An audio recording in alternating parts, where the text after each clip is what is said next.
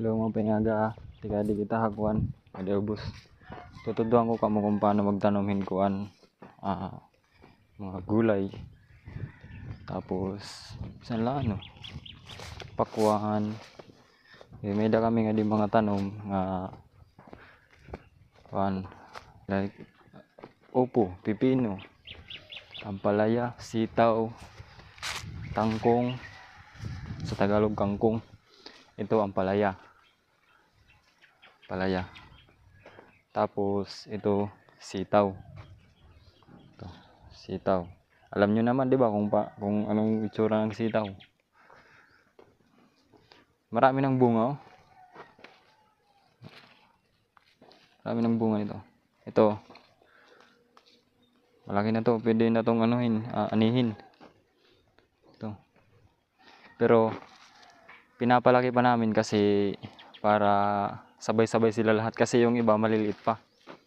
Ito. Maliliit pa. Binalot namin ng ng plastic kasi para hindi pasukin ng ng mga uod, insekto. Ito hindi na to kakasya sa ice wrapper, plastic.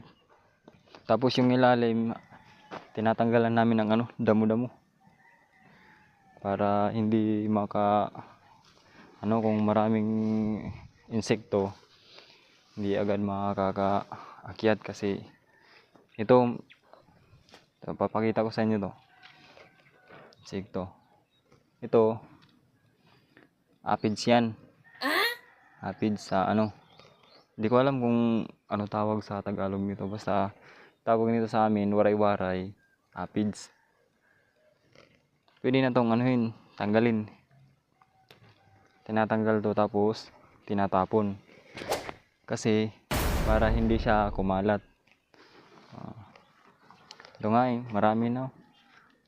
Nakakalat na siya. Oh. Dumami na. Kaya, dumami na siya. Kasi hindi namin na lagyan ng insecticide. Simple lang naman ang pagtatanim nito. Hindi kami gumagamit ng kami dito, organic fertilizer.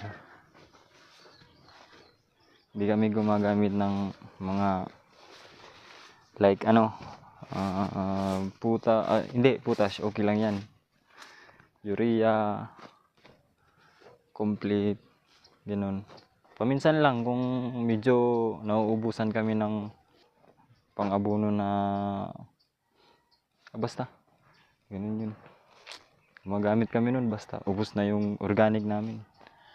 Organic na abono. Dito medyo maliit pa siya. Maliliit pa.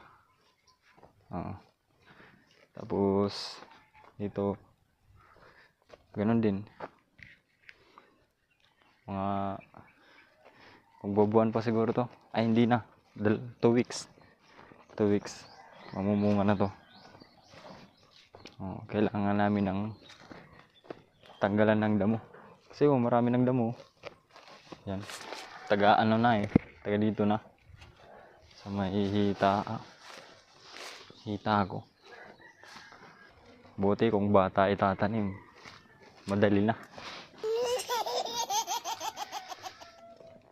Mabuti rin naman kung marami kayong tanim na gulay kasi kahit papaano mababawas-bawasan yung gastos nyo. Tapos prutas para hindi na kayo masyadong bumili ng mamahalin.